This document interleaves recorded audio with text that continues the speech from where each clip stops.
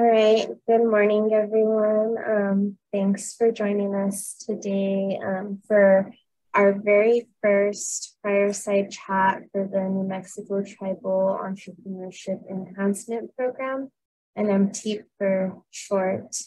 Today, we're talking with one of our tribal liaisons, Angelo McCourse, who is the co-owner of Bison Star Naturals, and he's joining us today to talk about his experiences with his business and what he's experienced regarding artisan markets and trade shows. So this will be a very casual conversation between Angelo and I, and we'll have time for questions at the end if any questions come up. But without further ado, I'll let Angelo introduce himself, and then we'll get into our discussion in our fireside chat for today.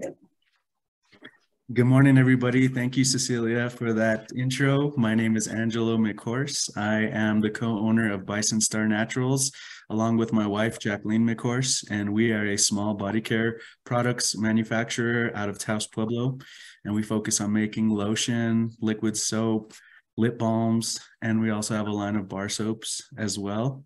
And we are a small business that is focusing on scalability by offering our body care products. We want to become a national brand and hopefully one day go global.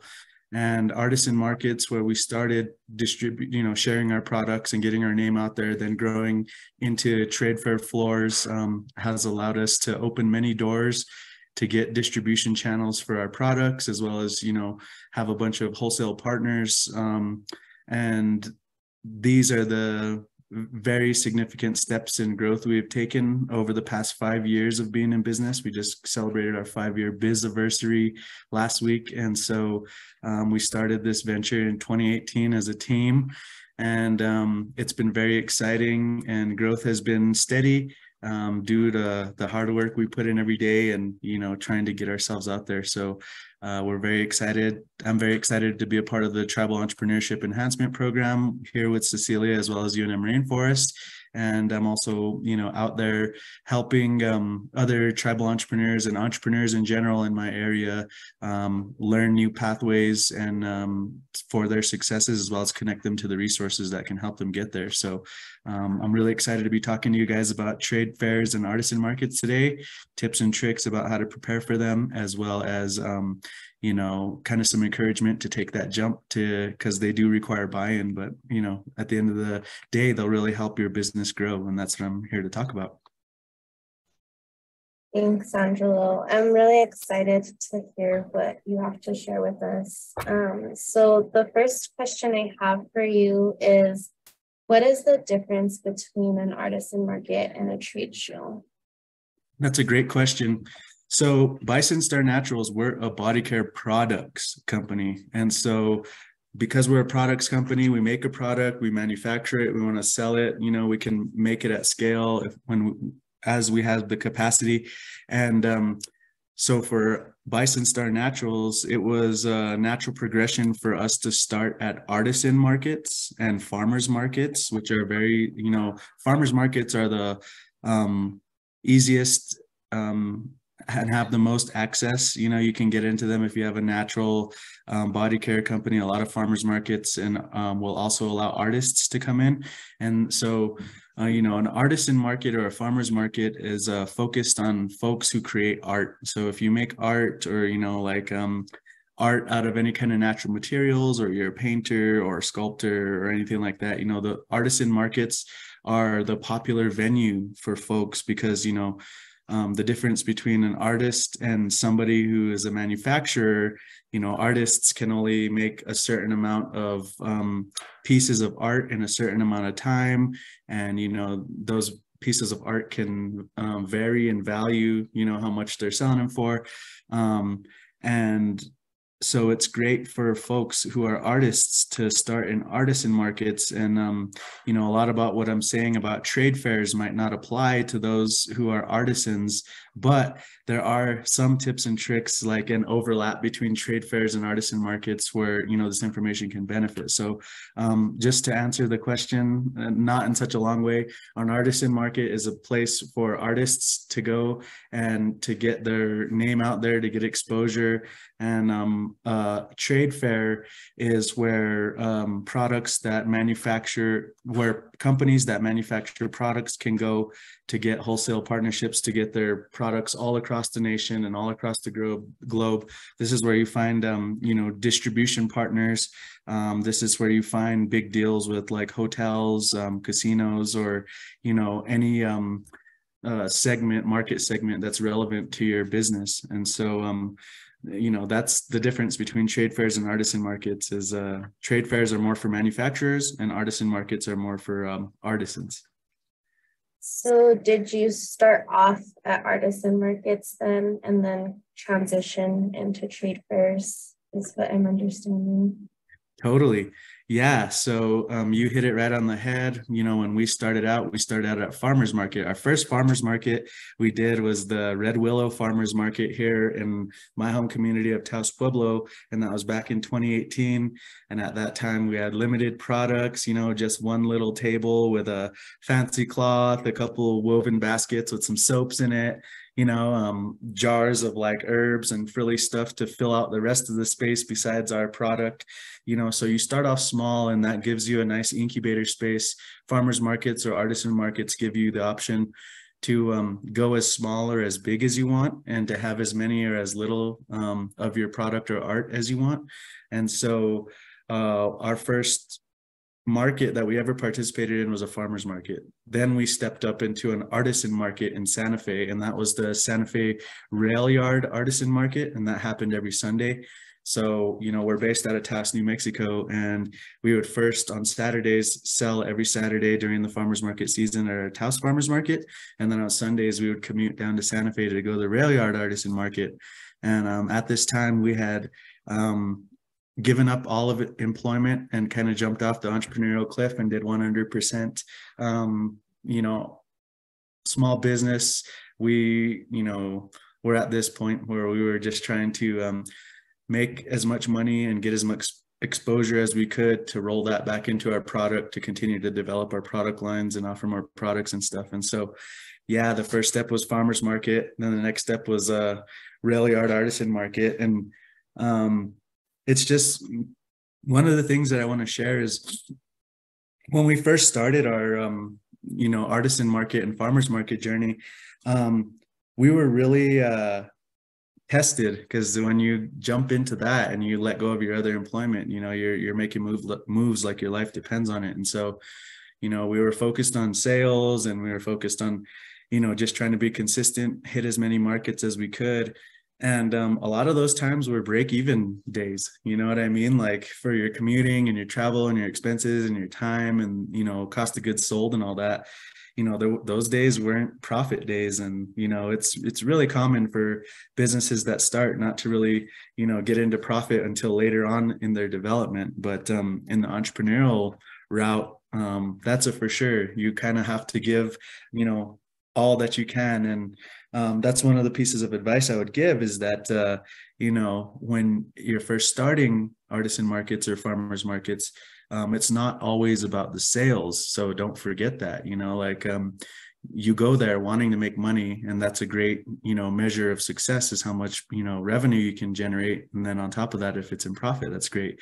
But also, you know, it's good to think about a lot of other factors too, such as networking. You know, you want to think about your health, to be mentally and physically prepared to stand all day and to be talking all day and to be on your game 100%. So that's where we started. We started in Taos and then moved to Santa Fe. In terms of like preparation, I'm wondering if you could share with us what some of those very first artisan markets were like, because I myself, I make earrings as like a hobby, and I went and sold one time and I was so underprepared.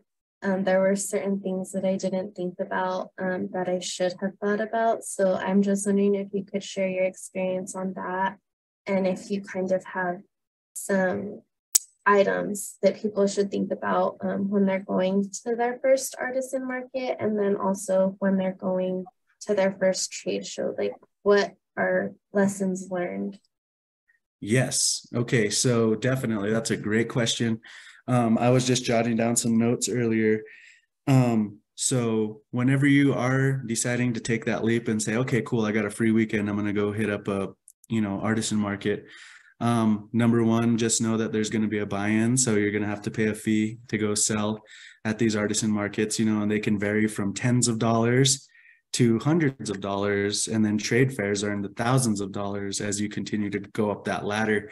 And so, number one is just be prepared for some, I guess, soft costs, which are going to include the entry to the market. Think about might have to be paying for parking all day if you're in a city, or if you got to park in a parking garage, you got to think about your lunch. Don't forget to pack your lunch, because like sometimes the food options at these events aren't always the best. Sometimes they're really awesome and super like next level, but then also you're cutting into your profits if you're going to have to spend some money on your lunch and your drinks. So just tips for beginners are pack a lunch, make sure to take your own water, and make sure to take, when it comes to the transaction end, make sure to take plenty of change. So like have a little cash box or have a fanny pack that you keep on you at all times and carry with you at all times. Make sure to have change. And for us, we try to keep $100 in change, and the bulk of it is in like ones and fives. And so make sure to have plenty of change in your cash box. Don't forget to have a sign-up sheet for email list, because a great email list that you can send out monthly or bi-monthly newsletters, if you have a great long big list, email lists are basically like an ATM. So, if you have a good big list and you're releasing new products, or you make something new, or like for you, Cecilia, if you have a really awesome line of earrings you're excited about, if you read an email and you send out an email blast, it always results in some sales. And so that's one of the things is an email list with a newsletter is a great resource that if you choose to collect emails and, develop that list, you can make newsletters anytime business is slow, or you need a boost, or you need to promote new products. So those are good things. And another thing that I want to tell you about going to a trade fair for the first time is, make sure to have a table. Like you should always, your starter kit for trade fairs, your starter kit for artisan markets is a table, like a 6x3 table, and a couple of chairs, at least 2 chairs, and I prefer stools, because stools don't let you sit deep into a chair where you got to get it up and down, to talk to your customers. And that's another big tip. I'm dropping a lot of gems here, but one of the biggest gems that I'll give you is don't just set up and expect that the sales are going to come to you and everybody's just going to be throwing money at you. That's not how it goes. You want to be sitting behind an attractive booth with a big smile, putting out a good vibe, saying hello, greeting people, welcoming them to the show. Introduce everybody to your product or your brand as soon as they walk up to the booth. And one of the greatest tips in sales is take interest in your customer. As they pass by, ask them how they're doing. Don't even say nothing about your business. Don't even bark at them about your product or your art. Just say hello. Just say, coffee cheers. Just say good morning. Just talk about the weather, talk about how awesome the show is. And then that way people will then see your interactions are good and in a positive manner, and people are attracted to that. And so, I go to a lot of trade fairs, I go to a lot of artisan markets, and I see, I don't know whether it's because the business owner is there or not, but a lot of people, even including business owners, they just sit there and they don't look up at people. They don't look up at their phone, like make it your goal that you give your attention to the customer, and that the customer doesn't have to give, their attention to you by calling you off of your phone, or, if you're beating behind your station, like, it's okay to be distracted or whatever. But So those are just some of the things, make sure to pack a lunch, make sure to bring your table, your chairs. Booth setup is a very important aspect of your artisan market endeavor and when you think about your booth, make your booth reflect what you're offering. So if you go to an artisan market and you're trying to sell your art, you're gonna put a beautiful tablecloth. You could even put some little history about your booth and who you are. I mean, how you make your art, who you are, how you make your art, or where you're from, or what your specialty is. You want to hang your pictures around you. And so as you get more developed into artisan markets, you can buy walls where you could hang your art and stuff like that. So, but at the beginning, it's okay to just have a table, chairs, tablecloth, and then display your art out, because as you go, from event to event, you're also, it's a good idea to pay attention to other vendors that are there. Don't be afraid to network and talk to your other vendors, talk to your neighbors, even if they have, if you're a painter and you're between two other painters, don't act like you're in a competition. Say hello, treat them great, treat them good, because you guys aren't in competition. Yeah, you guys are painters, but at the end of the day, the customer is going to be drawn and go to what they really like, and so all boats rise with the same tide. So there's no reason to be competitive, and it's just good to make sure you network with your neighbors, see how they set up their stuff, ask them questions about their walls, their equipment, their lighting. Don't be afraid to ask your neighbors questions, because at the end of the day, as an entrepreneur, you're building community. You're not just selling stuff to people. So if you keep that in mind when you're building out your booth, or you're setting up your booth, that's what will get you your customers and all of your sales and all of your networking, is if you have an attractive booth. So, what I mean by that is, so for example, Bison Star, we sell body care products, and we've created these huge, awesome banners on Vistaprint. You can, design them yourself, where you just upload pictures in a template, and then they'll create the banner for you and send it for you. But banners are a great tool to be able to share your message. You can show pictures of yourself doing the artwork.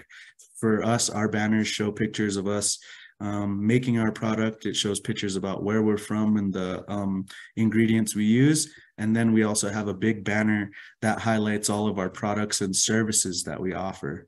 So that way, the idea is somebody can be looking at your booth and they can understand who you are, where you're from, and what you're offering without even having to talk to you yet.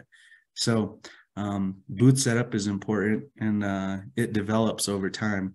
Like I was telling you, our first booth was just a few baskets with a few products and a couple bouquets of flowers, nothing special, but now we've grown to have 3 tables and a 10 by 10 booth filled with a bunch of banners, all sorts of products, all sorts of merchandise. And of course, my wife and I, if we have the luxury of being both there at the show, we're both on our feet, talking to everybody, networking, and building that community. I think that kind of just shows your point earlier, how attending artisan markets and trade shows is a lot more than just selling your product. There's that networking and aspect, and just kind of taking in different ideas from the people around you also. I'm kind of curious, how has participating in artisan markets and trade shows helped you build and grow your business model? Because I know you kind of started off smaller, and now you guys have grown a lot, and you're doing trade shows and wholesale. So I'm wondering if you could just kind of talk about that journey and that evolution of your business, and how artisan markets and trade shows impacted that and played a role. So yes, definitely. Artisan markets and trade fairs have positively impacted our business by allowing us to generate new streams of income. So when we first started our business, we were a bar soap company. And when we were a bar soap company, it was a bottleneck product, because that was based our production was based on the number of molds that we had available. And so that was a bottleneck for us. So right then and there, we identified that we had issues with potential scalability. And so when we decided that, sorry, I hear some noise in the back. When we decided that, bar soaps weren't gonna make the cut, like we couldn't keep up with production once we were selling, because we were just all about sales. When we went into business, we were like, okay, cool. Yeah, being in business means you just have to sell something, turn a profit, and keep that growing, and then that'll keep going. But we learned very quickly with the pandemic that, once all the artisan markets and the trade fairs were shut down, it was like, okay, well, how are we going to make money now? And so we reverted to online sales only at that time, since we couldn't travel. And that allowed us to pivot our business from being more of a retail focused business to thinking, okay, well, how can we sell without selling directly bottle by bottle to each individual person? And that the wholesale light came on, bing, and it said, okay, well, then we have to, from all the artisan markets and the trade shows we went to pre-COVID, we got to pull out that Rolodex of all the cards that we collected from all the managers and from all the buyers of all these different, museums, casinos, even places like national parks and, airports, all that kind of stuff. We just started contacting people and asking if they would be interested in our products to do wholesale. And so at that time, we got some bites, and then we realized, oh, wow, there is a big market for wholesale for our product line, which is body care products. And so after the pandemic was over and we were able to hit the road again and get back to these artisan markets and trade fairs, we realized that not only did we have the direct retail stream of income, but then we also had the potential and capacity to offer wholesale for all of, distributors or different retailers around the country.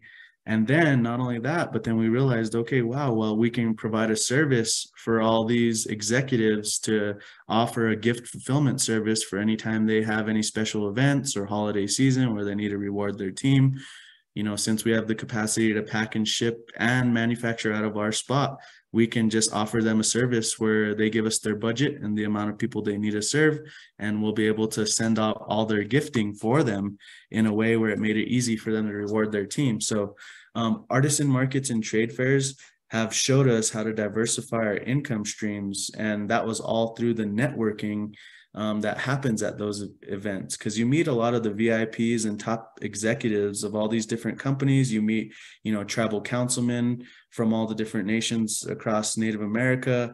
I mean, you even meet like, federal government officials, and, you meet state government officials, you meet town government officials. They're there shopping with their family, and they might know that, there's companies out there that they can, small businesses that they can utilize. And so trade fairs and artisan markets have definitely stepped our business up, because, the more streams of revenue that you can add to your business through the products and services you can offer, the more revenue you can generate. And then the more revenue you can generate, then whether you choose to take that as profit, or whether you choose to, expense it back into your business to develop your capacity and your potential, going to these artisan markets and trade fairs are definitely one of the key factors for any business growth, whether you're a manufacturer like myself or whether you're an artisan. This is how you go out there, and this is where collectors pay to go to these trade shows. They pay to enter these artisan markets. So these are like serious buyers of art and of, high quality products. And so I think it's a great opportunity for anybody, if you have the capacity to buy into these markets and try them out. Don't be scared, and go ahead and try it out. And don't be afraid to ask questions, and don't be afraid to also peep game and like see how everybody else is setting up their booth and, what they're doing. Ask people how early they get to the show. You can ask people, and I'm talking about the other artisans or the other vendors at these events, just you network, talk to them, communicate, because it's all a learning experience. Mm-hmm. So I'm kind of curious how, because I know you said some like artisan markets are cheaper, they're like hundreds of dollars, and then the trade shows are a lot more expensive. So how did you kind of build your business up to be able to afford to like attend bigger trade shows? Yes. So most definitely we started out, so for the farmers market season, it was like $500 and you get to go all year. And that's every Saturday. There's like, 36 Saturdays or something like that. So when you do the math, it's not more than like $25 or something, a farmers market. And they do have one single day table fees too. So a lot of these smaller markets like farmers markets, if you can fit in and that's applicable, it's a great place to start. It's a little incubator, you can kind of work out the kinks before you move up to an artisan market. But like artisan markets are the next step up, and they could cost hundreds of dollars. And at that time, they'll provide for you. If it's outdoor, a lot of the times they'll provide a tent that you can set up underneath, or if it's indoor, they'll provide you a table and a couple chairs. But like I was saying, it's good to have your own booth starter kit where you have your chairs and your tables and your water bottle and your cloths and your, display boxes to elevate your products or your art, or hangers or walls or what have you. You should always have that no matter what.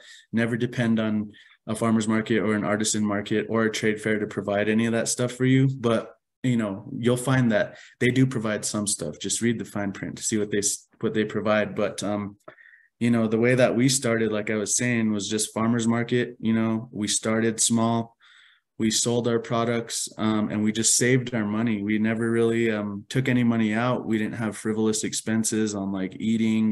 We out of our own pocket paid for like travel. We didn't like pay ourselves out of the business for the first few years, the first 3 years. And this is just my story. You guys can decide to do whatever you want, but in our case, there was strength in not paying ourselves and allowing, the money to continue to snowball in the business.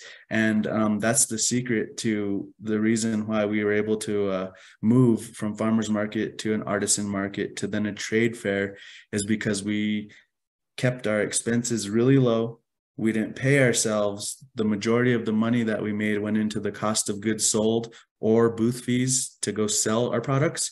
And, a lot of entrepreneurs, they still have a full-time job on top of their, business, their small business that they're growing. And so in our case, I worked construction. I was framing in the day and then pouring soap and mixing lotion at night. And so, that's just part of the entrepreneurial climb, is that you do have to work double time.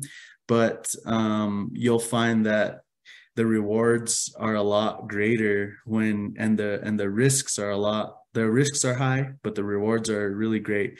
And it's good to start now. There's no better time than now to start. It doesn't matter what age you are or your experience, especially if you see a event coming up, an artisan market or a farmer's market, just throw in an application. They don't charge you until they accept you. So there's no fear for seeing whether or not you can get in or not, and that was our secret. It was just saving our money, not spending it on anything, not really paying ourselves, and just finding other means of income to take care of our life expenses. So that way our business could take care of its own business expenses out of its own pocket. But then now, at year 4, we were able to start paying ourselves. And so, now we can pay ourselves a livable wage. My wife and I, we pay ourselves a livable wage out of Bison Star Naturals.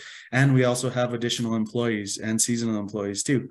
So, slow and steady incremental growth is great.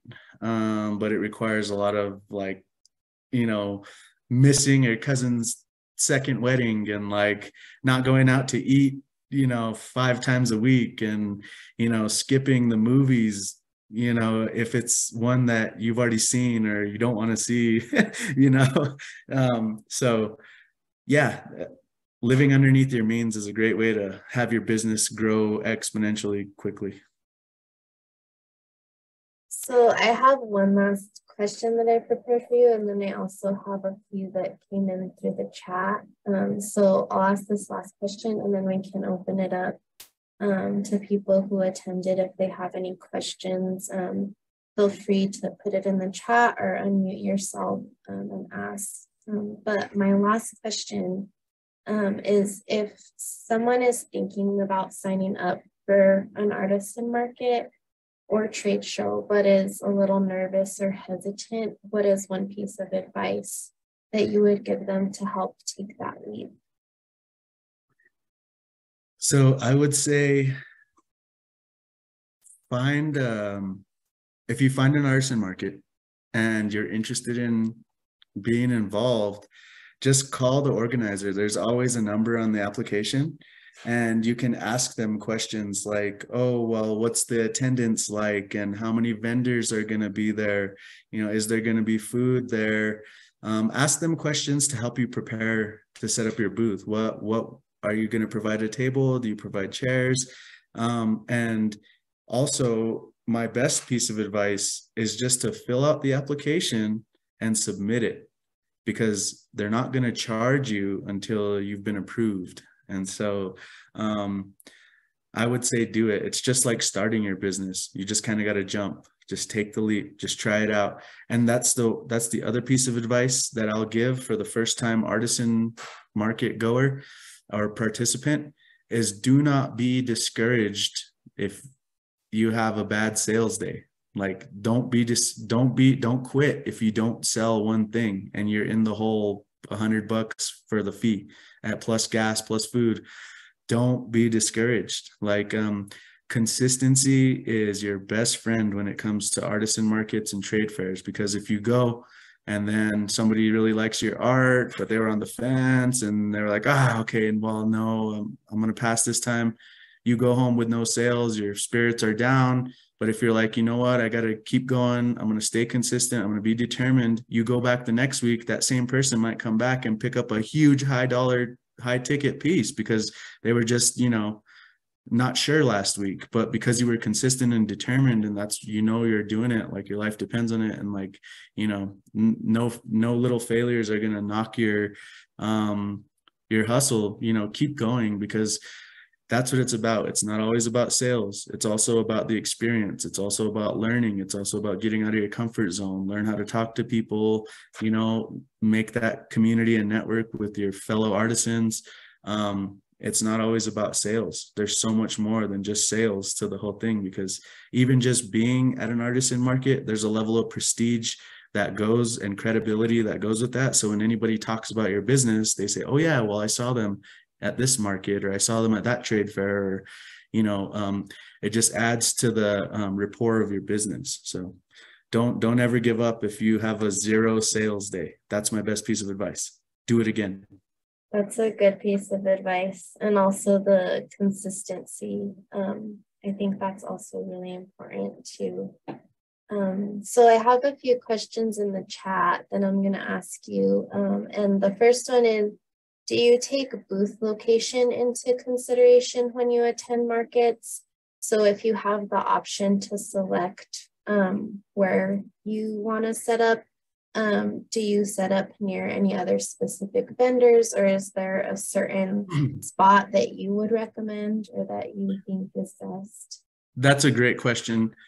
That's a very good question. Whoever asked that. Booth setup or booth location, I'll say it is important, but I'll also say that it isn't important. And here's my tips and tricks on that specific topic. So for us, we like to try to set up near high traffic areas. And so like, if you get an option and you're early in the application process, you're going to get an option to choose your own booth space.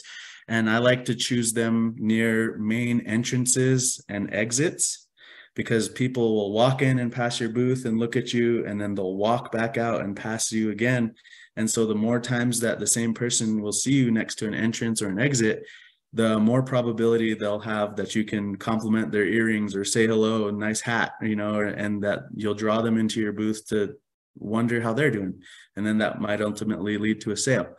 But then also another great area to consider is, a lot of people spend time kind of near the concession area too. So like, and then also a lot of people spend time near the courtyard area, or like where people go to sit down and eat or sit down and relax. At most trade fairs or artisan markets, there's always an area where there's an artist or a performer playing music and people can hang out and go eat. And like sometimes too, it's nice if you have a little bit of entertainment if you're one of those booths facing that area. And then also people go sit down and then they get up, and where do they start browsing? Right there. They'll start from right there and just start browsing. So those are, and then sometimes I think that, depending on what your product is. So like for us, we have bottles and packaged bars and, stuff like that. So food smells won't absorb into our stuff, and like our stuff, it doesn't matter if you're too cold or warm, because those are concerns. If you're by an entrance or exit, you might always feel a draft. If you're by the food concessions, you don't want to be a clothing company to have all your stuff smell like fry bread grease. You know what I mean? Like, so there are considerations. So sometimes it's important, but at the end of the day, just getting a booth and being in the venue, if you set up your booth with and you're behind your booth with a positive attitude, a smile, a good vibe, you're going to attract your sales, you're going to attract your network, you're going to attract all those that'll help you grow your business, so just getting in there is a good ticket. But entrances and exits, concession stands, and the courtyard areas, those are good areas to find. And then too, one last gem is sometimes if you can score a corner booth and it's the same cost as a aisle booth, snag the corner booth, because it basically doubles your retail space, where you have two whole sides to attract people, not just one 10-foot area in front of your booth. You have like the 10-foot area in front of your booth, and then you have the 10-foot area on the side of your booth, whichever corner you're on. So corners are great. If you can get a corner, nail a corner. That, I think corners trump all the other options I had discussed earlier. So the next question is pros and cons of samples, of providing samples. Yes. So for body care products company, I can speak in a personal level that a lot of people will pass body care right up if they can't touch it, feel it, smell it. You have to try the stuff before you know if it's good for you. Similar to food. So, during COVID times, they weren't allowing anybody to offer samples, and a lot of people pulled away from sampling stuff. And, for businesses, it costs money to sample things, of course, right? Because, it's a cost, it's an expense to give away free things, even if it is a little sample. But in my professional opinion, I think that like samples are great. If you're a food company, if you're a body care products company,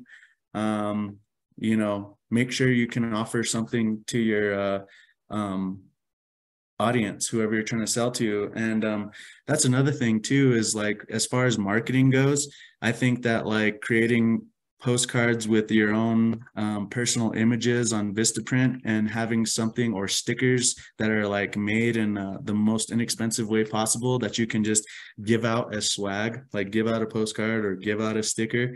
Like a lot of the times, even if somebody doesn't buy from your booth, they have a nice feeling and a great memory of you and your business and your booth if they walk away with a postcard, or if they walk away with a sticker that you just opened and willingly said, oh, hello, cool, yeah, well, have a great day. And before you leave, here, take a sticker with you, take a postcard. So even as artists, if you have a little thing you can give away, like everybody always remembers how they feel after they leave your booth.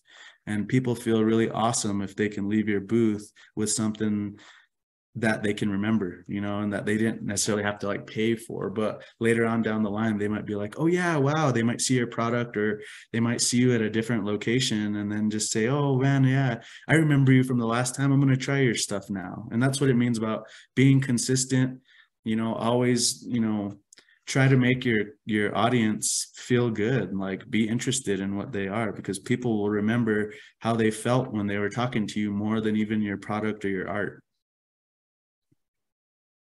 That's good advice. I think that whole customer experience even like when I order online, I always like, especially from small businesses, when they package it like really cute, and that like unboxing experience, it's like the same thing, that booth experience, I guess you could say. So the next question is, what are some good places to find out about different shows? Yes, that is a great question. So I would start with, let's see, like, no matter what town you're in, there's going to be a Chamber of Commerce website. And like most of the time, the Chamber of Commerce website will list the big events and the big things that are happening, so like, for the Taos Chamber of Commerce, they list like the Wool Festival that's in the plaza. They list the Taos the Wool Festival that's in the Kit Carson Park. They highlight the Lilac Festival that's in Kit Carson Park. Those are artisan markets. They highlight the farmers market in the plaza. They highlight, even though we're in Taos, they still highlight like our neighbors' farmers markets. You know what I mean? And so like, another great place, especially for tribal entrepreneurs and anybody really, is look up your like museums and cultural centers, like the Indian Pueblo Cultural Center. Go check out Poe in Espanola. Look at their website. They have the winter artisan market, or the artisan market that's in August, late August. They have like over 300 vendors. They have tens of thousands of people that go through there. It's at Buffalo Thunder. It's a great venue. There's an indoor and outdoor space. And then like, that's the best part, is as you go to your first artisan market, trade fair, farmers market, or whatever, you can always ask everybody, hey, what's the next market you're hitting? And everybody would love to tell you all the places that they're going to go to, good shows they've been. If you put out a good vibe, other artisans will come up to you and say, hey, I've never seen your stuff before, or hey, I like your style, you'd fit in good here. There's artisan markets, and there's like the Rail Yard Artisan Market every Sunday in Santa Fe. There's like there's another market, and there's like a lot of markets in Albuquerque, like downtown Albuquerque. You can find so many markets there, like the ABQ Art Walk or whatever, that's right downtown. There's a lot of different venues, and like as soon as you go to your first one or start getting involved in the artisan market trail, you'll find all sorts of opportunity locally, and people will tell you about regional stuff that you might be interested in, and that's the whole fun part about this artisan market and trade fair route, is that once you start, you'll find so much opportunity. I will also say, just getting linked in with organizations such as ours, UNM Rainforest Innovations, West, the Small Business Development Centers, New Mexico Community Capital. We're all in this ecosystem where we're always learning about events. And so if you're connected in with us and we know you're looking for those opportunities, we'll always send stuff your way, whether it's in a newsletter or personal email.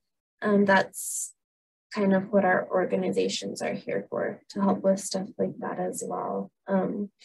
And this is related. I'm going to put in a little plug right now, just based on that last question.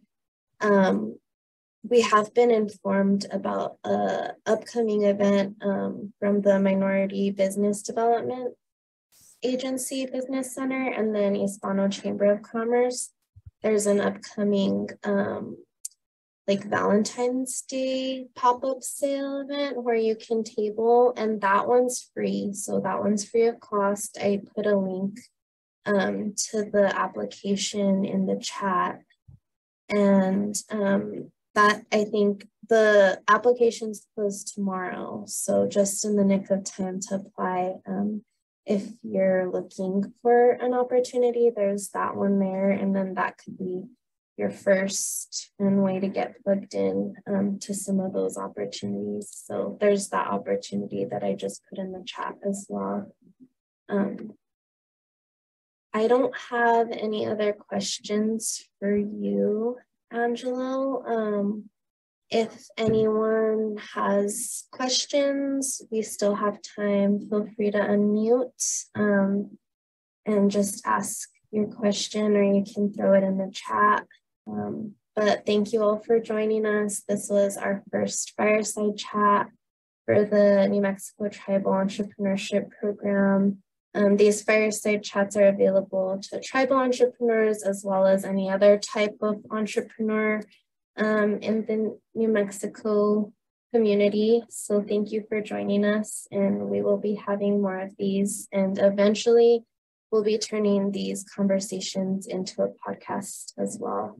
And that one is highlighting tribal entrepreneurship also. So thank you so much for being with us, Angelo. And I know you have an upcoming trade show that you're getting ready for in Colorado this weekend. So good luck on that. And Thank you. And I'll tell you about it real quick before we leave. It's the Colorado Indian Arts Market, and it's held in Denver at the Convention Center.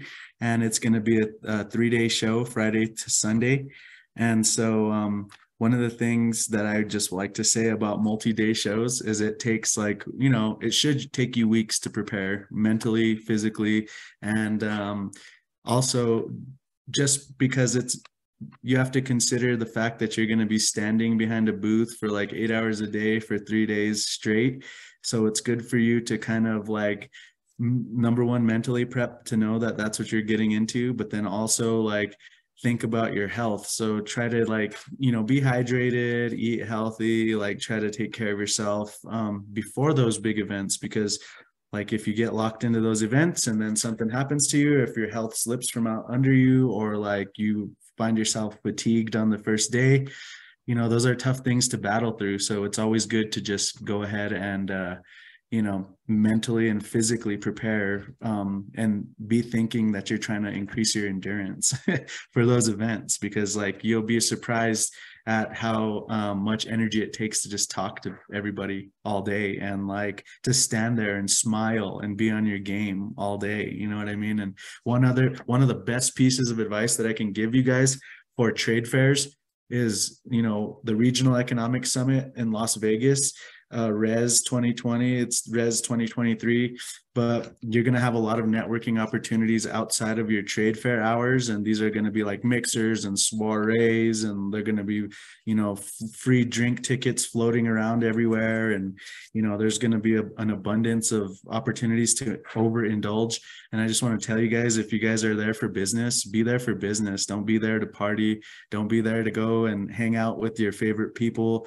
Try to meet new people, and that's all one of the other biggest pieces of advice I can get for multi-day shows, especially if they're in venues like at the Caesar's Palace in Las Vegas, Nevada.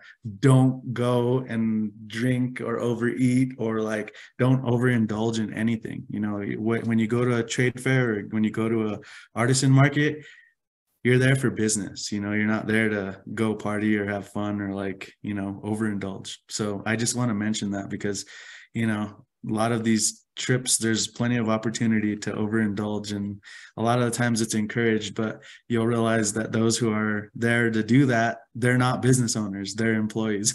So yeah, make sure to just don't overindulge if you have multi-day shows in the wildest venues. well, thank you, Angelo, for all the advice and insight that you've shared with us. I think it's very helpful, especially for people who are just starting off. So really appreciate your time and sharing your own experiences with us. And just so that everyone knows, I left my email in the chat if you want to reach out to me to connect further. We have a lot of resources for entrepreneurs here at UNM Rainforest Innovations, so feel free to reach out. And hopefully we will see you at our next fireside chat in February, where Angelo will be talking about the differences between wholesale and retail and his journey with that. So keep a lookout for the registration for that event, and we will hopefully see you then.